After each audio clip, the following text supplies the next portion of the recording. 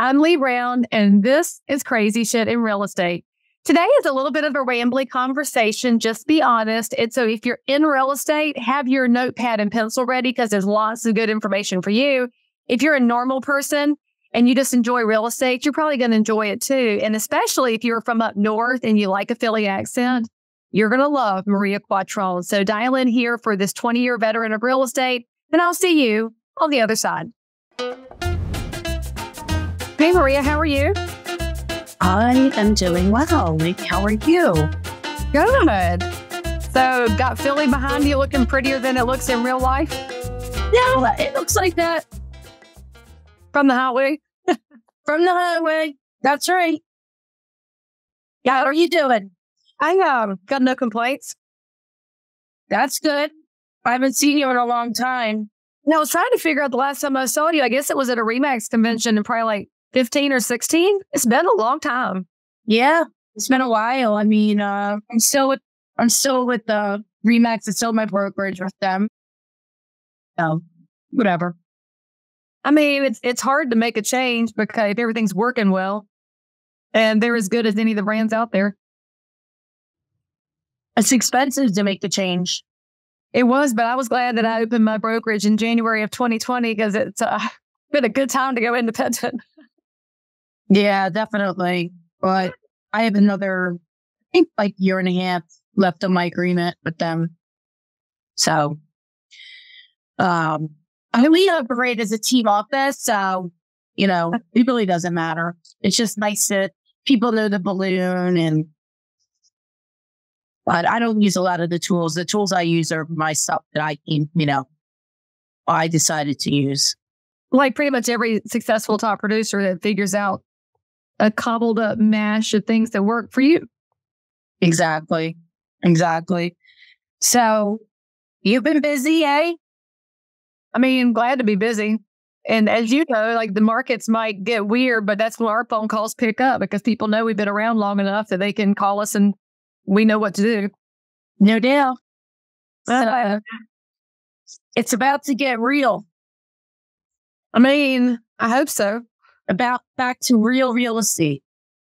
When you actually, would call people on the phone and have conversations with them, and they can clearly see the difference between somebody with experience and somebody who's not has experience. This is the marketplace for strong agents, brokers.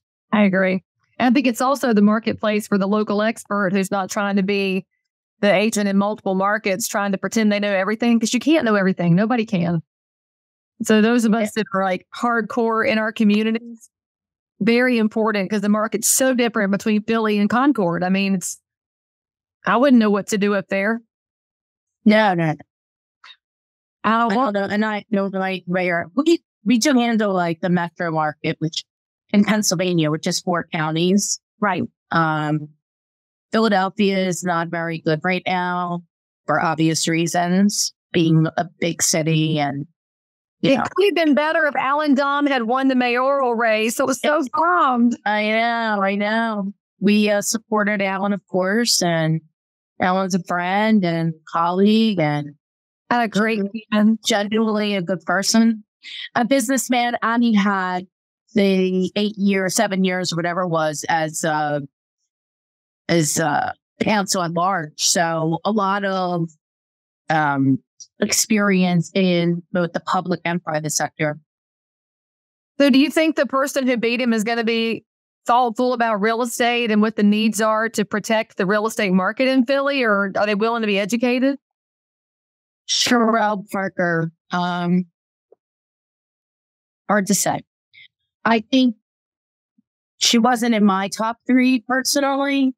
I felt like there were 2 other better candidates than her. Rebecca Reinhardt, she was city controller, would have been on that list for me. And Maria, but she dropped down early on.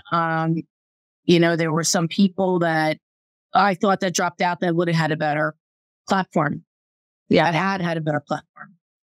Well, at least you didn't give me a hard no. So maybe there's some hope there that somebody can help her understand, because, you know, you're unique in the fact that you're a top producing agent who also pays attention to this stuff. Because if we as realtors aren't paying attention to the politics where we live, that's how things get completely messed up, because they pass ridiculous regulations and terrible zoning overlays, and then the cost goes up, and then you can't get something zoned correctly, and then old people get trapped and can't get a handicap ramp. Like, all these things start to impact housing. And I mean, 99% of realtors probably aren't paying any attention to the mayoral race or the city council or the county commission, and it matters so much. Yeah, they, you know, there's a select group of us that do, but again, it's like the top couple percent, you know, that care. And I mean, I would say like probably a decade ago, I probably didn't care as much. But I recognized, that you do need to take a side, and you do need to take a stance, and you do know that you're going to get criticized for it, and be okay with that. I'm okay with being criticized. The older I get, the less I care what other people think about me. I'm just like arguing with people right now on Facebook because I posted a picture of the new 76er stadium, which is like 7 years away. And they want to, the owners of 76ers and the developer, David Adelman, he did a presentation at the Union League of Philadelphia last week, or this week. And I'm a member for 15 years. And the one lady who actually sold a house to like 15 years ago is calling the Union League racist. I'm like, you have no idea what we're talking about. And they're saying, oh, another guy chimes in that says he should be allowed to preach to the people at the Union League. First of all, David Adelman is a real estate developer. He is a very, very successful entrepreneur, and he's a businessman, and he works in the private sector. Who are you to say that he can't go come and give a presentation about his development to the real estate club in the Union League? These people are nuts. I'm like, so usually I would ignore them, but ignoring them isn't the answer. Right. We've not had a word way. Speaking up and speaking your truth and don't give a F what they say is the answer. Well, so when I told my kids, like, you know, my kids are 17 and 18 now. I'm like, when somebody's obviously wrong, you just need to ask them to give you some statistics and data that explain why they think that way. I said, none of them have an answer. They just come back and they're all emotion. And if you just calmly say, give me something, give me a fact that backs up what you're saying. And my kids are both like, Mom, they walk away. I'm like, that's exactly right. I said, but you didn't give in and you stood your ground, but you were calm about it. And you gave them a chance to explain, but they can't do it because they just want to be all riled up. Like that lady riled up at the wrong event for the wrong reason to stop good development. And I guess they're going to try to change the name of the 76ers next. Is that what they're going to do next? So somebody said to them, they asked a question to David, would you go to Camden? And David said, under no circumstances will the 76ers of Philadelphia leave Philadelphia. Right. That's a good answer. Because the 76ers practice facility is in Camden, which is literally once you cross the Ben Franklin Bridge, and you make 2 turns, you're there. It's like 2 minutes over the bridge. Oh, okay. So, you know, they have this big facility there, and they got tax credits and, you know, all that from Camden. That's fine, but there'll never be a stadium in Camden, New Jersey. I mean, that will never, ever happen. So if you stay involved, that will never, ever happen, right? Yeah, they're not asking for government money to build this project. They're doing it. They are not. They are doing this private they're getting bank funding, right? They have a business plan and they can do whatever they want. They don't have to do it. These people it's called like the right of freedom, the home and the free and the brave. Get it together, people. And it's going to be good for that whole area. I mean, what do you think will happen to housing around the new stadium when they get it going? Well, first of all, there is no housing around there. Hardly anything. It's a desolate area. The area that they're going to be taking over in 11th and Market is like the gallery or something. It's not called that anymore, but it's a mall. And it's terrible. And it's just malls are obsolete in a lot of cases. And we can't get the big brand, the Gucci and Louis Vuitton and all these high-end luxury brands to come into Philadelphia because they're blackballed from King of Prussia Mall to open in Philadelphia, downtown. They're not allowed. They signed a contract when they went to King of Prussia Mall that they cannot have. So we have no luxury stores in the city. And so this mall is not going to be renewing, and there's not going to be anything there. And in fact, David Adelman took Ron Rubin, who was the owner. He passed away just like in his 90s, like 2 years ago. He brought Ron Rubin there, and Ron Rubin is the one who started this Gallery Marquise decades ago. The malls were actually started in Philadelphia. Lip Brothers, Gimbals, John Wanamaker's, all on Market Street. There was a vibrant and bustling community just steps from City Hall. Now it's desolate. It's horrible. And they're trying to bring it to life with a whole new thing, which is the stadium will sit on top of, it's a tier. It's like a cake. So there'll be things underneath it, and there'll be an entrance from the subway right now it's on the side, and they're going to be reposition that entrance so people can come right up from the subway, just like Madison Square Garden. Love that. And subway, and you go right into you can go to the arena. But the first floor will also be retail. So the retail will always be open. And so it's not going to be like, oh, it's closed and it's desolate. It'll be used every single day. In addition to that, we'll have an additional 50 concerts that will come. They've spoken with Live Nation and the other concert.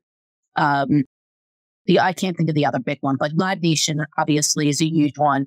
And they said, yeah, we'll bring this many more concerts to the area. It's going to be a smaller stadium, 22,000 square feet. And 50% of season ticket holders live and reside in Center City, Philadelphia. Oh, they're not. Yeah. That's huge. 50%. Because it's a higher end, sports thing. Basketball is more expensive tickets. And so the NBA teams are shrinking their stadiums to be more intimate. Oh, okay. Yeah. So this is something that they're doing across the board. And the facility that they're at now, the Wells Fargo Center, is very antiquated. They don't have the proper thing set up for the players. I personally don't like the place, and I don't like to track down to South Philly, because you can't get out of there once you're there. You're like stuck in an hour in traffic. Oh, horrible. And I'm only like 4 miles from there. And that's not getting home. That's getting out of there if you have a car or if you're trying to get an Uber. Yeah, subway sounds way better than that. Yeah. And there's a subway. You also have to take truck yourself over to the subway and hope that you can get on one of the first, if they fill up, obviously. I mean, it's crazy that anybody fights something like that that's going to bring something back to usable, pretty places people want to go, and then people fight it so that it stays down. Like, why people fight that? It's crazy. They're against their own best interest. It goes beyond that. It's more of this right, left, far left side kind of stuff. And it should just be, hey, we all live here. We want the city to be good. So let's do it. They think it's going to bring more crime. And, when you have more people, generally, it's not more crime. It's less crime because you got eyeballs. Because you got eyeballs, and you need to be protecting the people, that are going. So, yeah. So how long have you been in real estate? 15 years or just with the RE/MAX? So, no. In January will be 20 years. Oh, what are you doing for your big 20th anniversary? I don't know. We're going to have something, though, because it'll be 10 with RE/MAX and 20 in the industry. So we're going to do an event, I think. But you have to, and you can invite everybody. You won't invite everybody. I have to figure out how to do that. There has to be a budget. Well, I guess you can go to Liberty Hall and you can just say, we'll stand outside and act like tourists. Yeah, no. The freedom. I'm definitely not going to be doing that, but it'll be something classy and fun. So what did you do before real estate? Why'd you get into this? I was in advertising sales for 11 years. Okay. So I learned how to door knock, and to cold call. Really, it was a hard job, a hard career. And I went door to door calling on businesses. And then after, in year 10, I was already ready to move on to the next thing. I just wanted more opportunity. And that's when I found out about real estate, because I didn't really know anything about it. And I worked both careers for almost a year, and then that behind the radio industry, forged ahead in real estate. They didn't see me coming. I mean, can anybody see you coming? No, they did not, though. And from the very beginning, I really wasn't because I started a team within a few months being in the business. And I had an assistant right away, 2 months. That was in a year and a half, and I already started a real estate team. And back in 04 or 05, that wasn't really popular. No, it was very few rare people. So who looked at you with the squinty eyes when you did that, and what was their reason for that? Were they jealous or confused or just didn't understand it? No, I think it was a little bit of jealousy. I think, I was doing a lot of transactions very, very early on. And because you came in with the skills, though. You came in with the skills. I did 11 years of hard work. And even prior to that, I was a Girl Scout. I went door to door selling Girl Scout cookies. I sold wrapping paper, Christmas cards, Hanukkah cards as 10 years old, door to door, just because I wanted to make, $1 for everything I sold. And that was a very early start in the journey of entrepreneurship. And I also had self-confidence. I didn't know everything, but I knew that I was taught, my parents taught me that you can do anything that you want to do once you set your mind to it, and you don't need a man to do it. And they trained me as a child, a young girl, to be independent. And I was always asked a lot of questions. I lived in curiosity, almost to the point where I drove my mother insane, because I would always ask what and why nonstop as a tiny little toddler. So, and you form your personality under the age of 5. At 5 years old, your personality is there. So that's obviously the perfect translation into real estate. And a lot of agents don't ask why. They don't ask what. They just go plowing right through. So would you say that's been part of your success, is leaning into those early curiosity things as you look at a house or find out what their situation is? So I think it's about, the client, and asking a lot of really good questions, working with the people from a standpoint of human, being engaged with them, being authentic, telling them the truth, being transparent, regardless of what they think, meaning it could backfire, but at the end of the day, it's okay. And you have to be okay with that. And when I entered business, it was busy, and I didn't really know that much about what was going on, but I did know how to ask questions, and I had a lot of enthusiasm. So, and I was funny, so people like to work with me. I would use humor a lot, to kind of diffuse difficult situations. That's kept secret in real estate, because most people are so, I'm a professional. They don't let's talk about this video camera over here in the corner. Can we put that away before we list the house? They need to look at the humor all around us. Yeah, there's humor all around us. So, and then also learning very early on, because then all of a sudden it was 2007.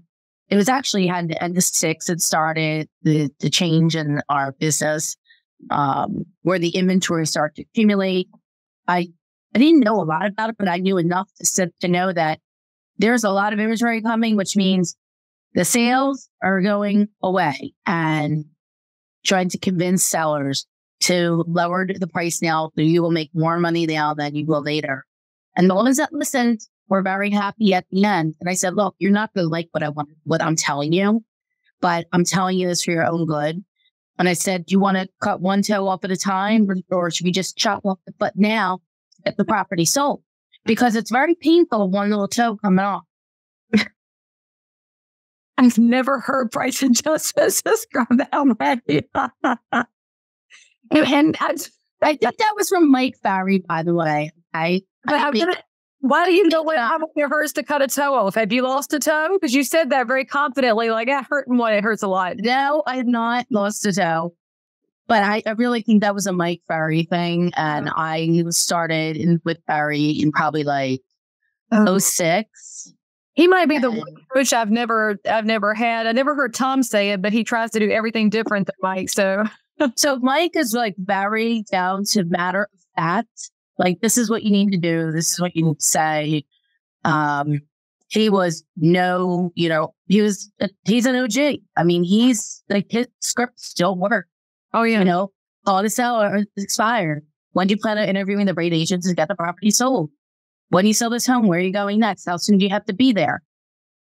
What did you like that the last agent bidder didn't do? How many showings did you have? Did you have any offers? What were the challenges? I can go on and on with it, but I started calling expires recently this year because there's a lot here in Philadelphia, and training the staff or the other agents how to do it by modeling it and then replaying my conversations so that they can learn and then not just replaying it, but stopping it. Right. And then discussing it. I'm writing it down. Here's all the things that lead you to get property sold. What is it birthday state? Does it have a warranty? Does it have a pre-inspection? Is there a listing description written properly? Most of the time, you have to write a listing description as if the person lives in Alabama and they're coming to Philadelphia. They don't know anything about Philadelphia. This is not in there. What's the walk score? What's the bike score? What's the round? What is the school district? All these things are left out of listings all the time because they're not the broker, unfortunately, doesn't know, or most of the time they don't really know what to do because the buyer's agents and not listing specialists. So it's interesting that, by the way, if you're watching or listening to this and you are earlier in your real estate career, you need to pause and back up and write down as quickly as you can all of those script questions Maria spit out there so quickly, because the reason most agents don't use scripts, as you know, Maria, is because they say they're going to sound canned. But they don't realize that if you would just practice these things, they will sound like you. And the reason we ask these questions and they work is because they respond to what humans need and what's going on in real estate. That this doesn't change over time. It's so fascinating. Market conditions change. And you're right, expireds are creeping back in. But we know houses are bought and sold all the time. And humans at their heart want to figure out how to get in a house of their own, and they want to figure out how to sell the one they have. But all the rest of the details we have to put together, like you said, just explaining how each market works. I want to jump back on expired since we're filming this in September of 2023 and our markets are showing some signs of shift. What are you finding when you talk to these people whose listings are no longer active? Were they getting any communication on market conditions, or were they dealing with agents who think we're still in the middle of COVID and they can just shove a sign in a yard and Shazam, it'll have offers? So I had one yesterday where what happens is, because I know exactly what to say and I'm very succinct and direct and transparent in my communication. If you are remotely awake, then you know that we are heading into some really tricky economic times. We have home buyers that have put the kibosh on buying because they have interest rate shock. We have sellers who have found out suddenly their houses aren't dipped in 14 karat gold. And as a realtor, you are still trying to keep up with the business you have and trying to answer questions in the meantime, while also managing sky high fuel cost at the pump.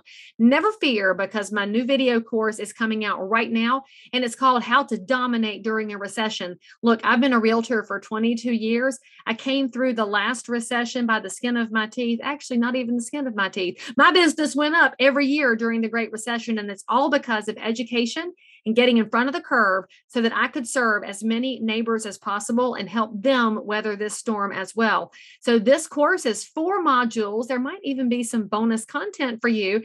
And I have priced it so that everybody can get a hold of it and go out there and do great things for the American dream and for home ownership.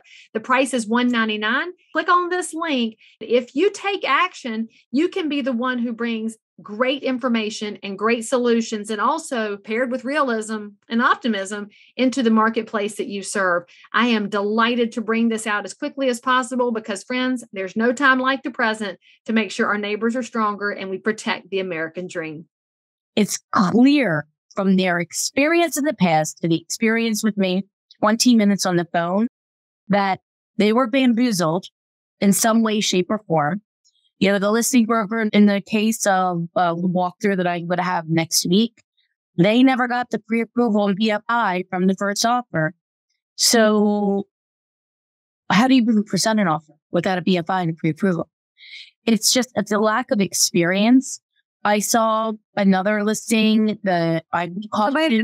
So that seller signed an offer to purchase with no information about the finances for the buyers, and then it falls through.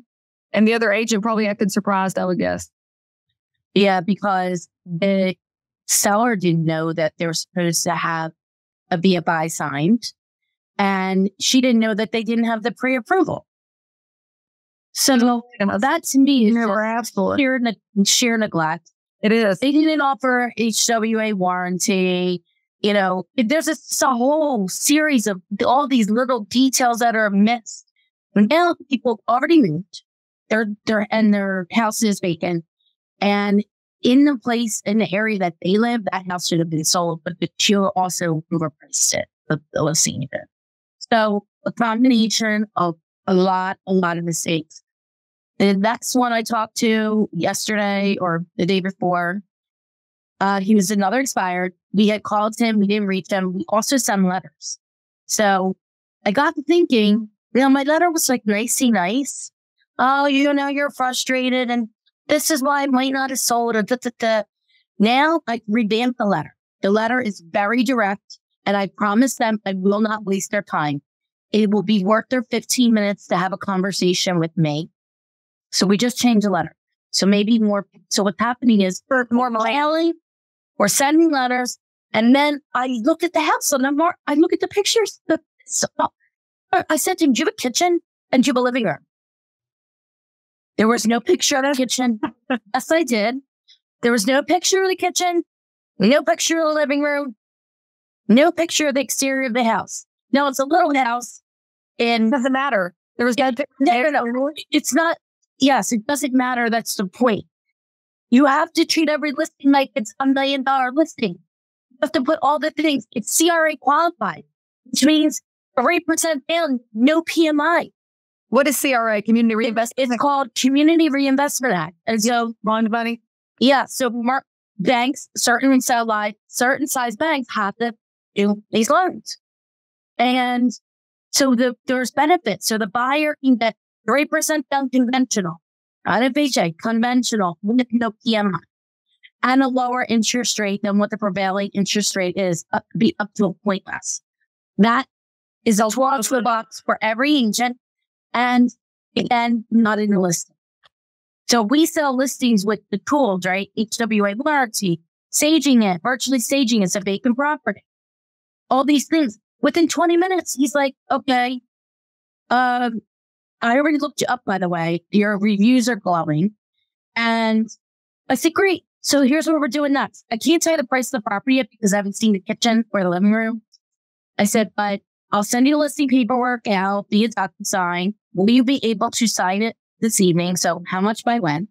I want to know I'm telling them what the next steps are.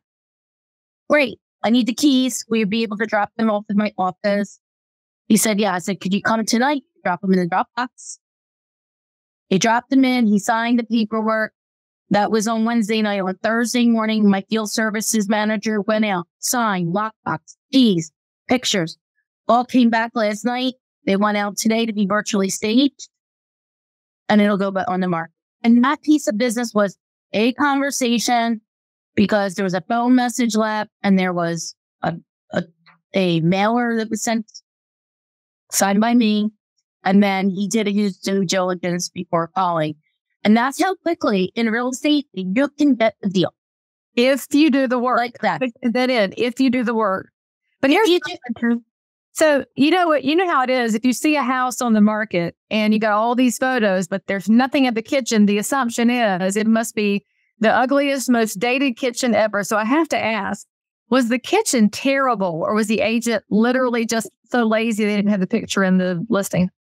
The agent was negligent. The kitchen was nice. It had granite countertops. It was renovated maybe 2 years ago. I had Formica. I had some old pickled oak. Remember pickled oak? We had cabinets. It was bad. Hardwood on the first floors, carpeting upstairs. So as a consumer, you have to understand, like, this is why your pictures are important. And I think sometimes people forget this because agents do think, well, I can use my iPhone and get away with it. No, you can't. There's a difference between an iPhone photo and a professional with lighting. But then as a consumer, you may have thought, well, the only picture that matters is the outside. No, it does matter, because if we don't see that picture, we also assume you're hiding a broken out window and a power line in the back. But we're looking at the pictures to see if it's a complete folder. And whenever we see something missing, the assumption is that something's being hidden. And so you got to remember that in a world of transparency, leaving it out is an admission of bad. But then when you get somebody good on it, like Maria's saying here, the house might could have sold if somebody had slowed down and done it correctly. So you should, as a consumer, ask your agent, what are they doing about the photos and the marketing and the drone and the video and all the pieces that will allow that out-of-state buyer to see it? Because you already referenced, the buyer in Alabama who's maybe coming to Philly has no concept of anything. So leaving anything out can keep them away from buying the house. Absolutely. And it's so easy. This is not typical stuff, but it does require, and that's the other thing I'll go back to, it does require a team. So in my company, there's our broker record, who's also a listing artist, my listing partner. There's our COO, there's my executive assistant, transaction coordinator, an admin, 2 marketing admins, field service manager, agents, mortgage. So it does take a team to get it done. And then I have a great team behind me. I just happen to be the one who, I call it like I drive business into the company through the marketing, and I help with signing up new clients. And then the team takes over from there with, direction from myself or my EA. Here's the next steps. And we tell the client what the next steps are. Future pace everybody. Future pace to your agents, future pace to clients. Tell them what's going to happen next. And by the way, with any real estate transaction, there's probably going to be a hiccup or two, but it's okay, because we've closed thousands and thousands of real estate deals, and we know exactly what to do, even if there is a hiccup, but I promise it will get the settlement on time. I love that phrase, future pacing, because that's one of the biggest frustrations most consumers have with real estate is, well, what's happening next and what's going on? And they feel like they got to a step and they have no idea what's coming next. And you're setting them up for some expectations, knowing we can't predict everything, but at least they have not so much cloudiness as a lot of their peers have. Yeah, and I think you need to understand also the personality of the client. So are they somebody who just wants bang, bang, bang, driver, let's go? Or do they need to be heard and they have the longer conversation, right? Somebody's probably more expressive. Or are they analytical? Do you need to talk facts, figures, stats, and provide them with writing things in paper, graphs, to show them? Or are they just amiable and you need to be nice and be their friend and, hold their hand a little bit? So you really need to understand. Otherwise, if you're just like me, drive, express, and you don't slow down for the other analytical and amiable, you'll lose that business. You will. And there's no reason to lose it if you just slow down a little bit. Now, Maria, as you may know, the whole purpose of my show is the crazy shit in real estate. It's all the things that we've seen, especially over almost 20 years for you, that you still can't believe you ever saw it in real estate. And it could be funny, it could be sad, it could be, shocking. So I want to know, if we were having an adult beverage and sitting down laughing about our real estate careers, what's the story you would tell me about this one time in Philly? So one time,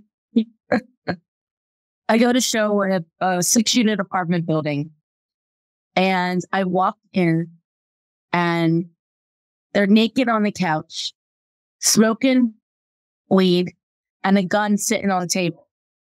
Oh. And I just banged on the door. That's a lot going on. Real estate. Real estate. Nobody answered. So I opened it with the key. And this is what I find. I rolled out like in 5 seconds. I'm like, like I didn't see anything. Walked in, people having sex. I mean, you can't make this shit up. No. I mean, there's so many things. People are calling me, the house is on fire. I'm like, why are you calling me? Call 911. The house is on fire. That's your listing that was on fire? Yes. Call 911. How did it get on fire? Was it vacant? It was vacant. Oh, insurance money? Possibly. I did have, I had FBI call about it. There's another crazy thing. This couple called. They said they have this property. Their uncle or whoever is incarcerated. They need to sell a property. He said, fine, come in. We need to ID you. Bring the PFA. Right? They come in and bring the PFA. Sign the listing contract. The next day, the sign goes up. And we have people calling my office, screaming bloody murder, that's their house. And it was a completely different person. So they didn't live in the house. It was a tenant. I mean, it was a vacant house. But then the neighbor saw the sign up and they called their mate, a friend who no longer lives there, and said, your house is on the market. And here, this was a scam. Yeah, so I called Philadelphia.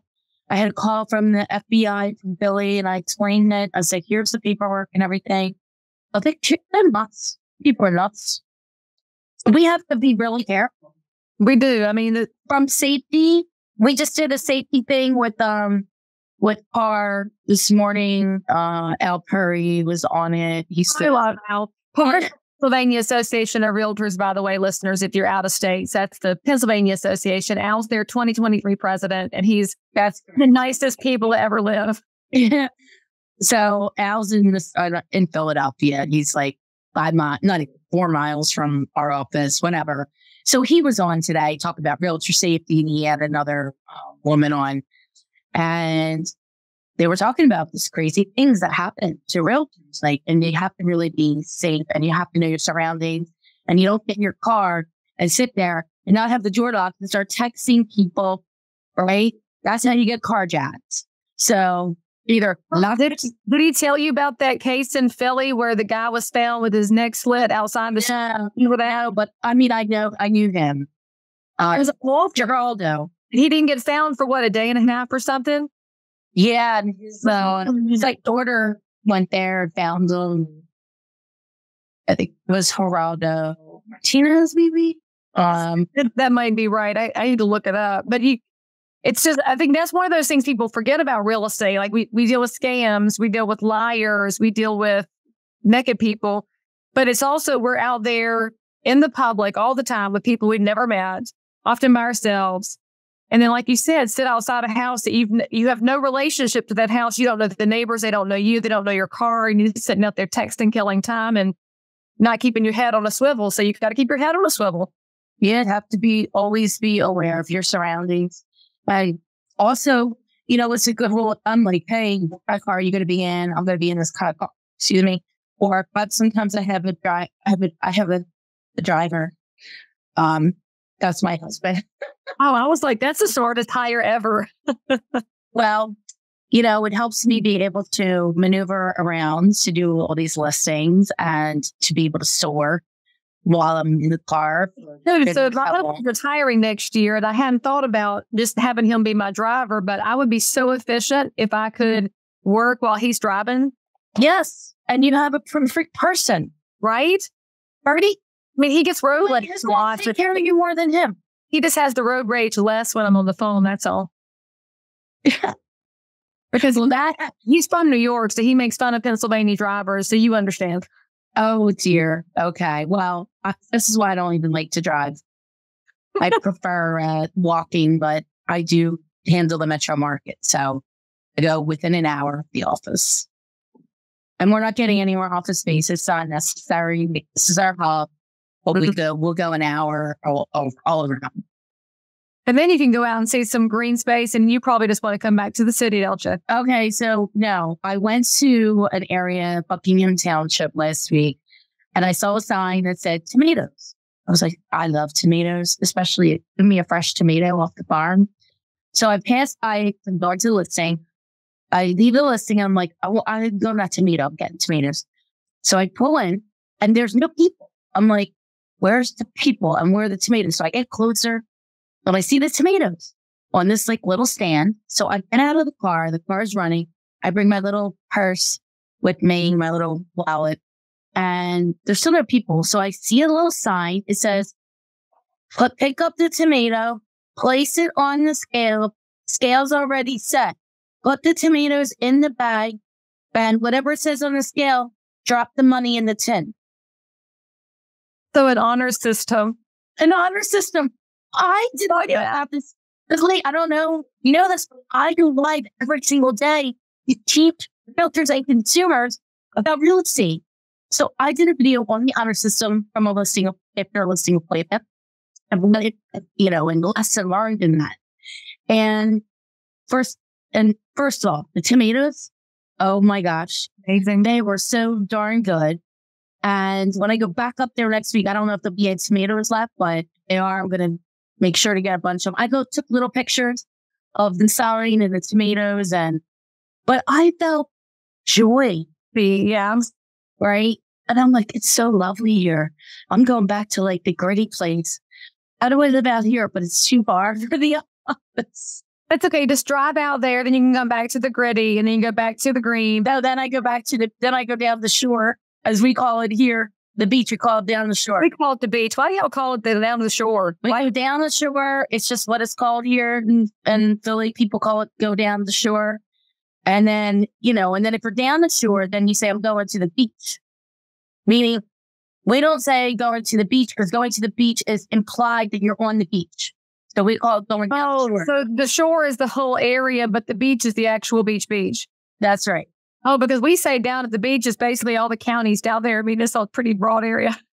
Yeah, so we say go down. The people here in Philadelphia and South Jersey, we call it going down the shore.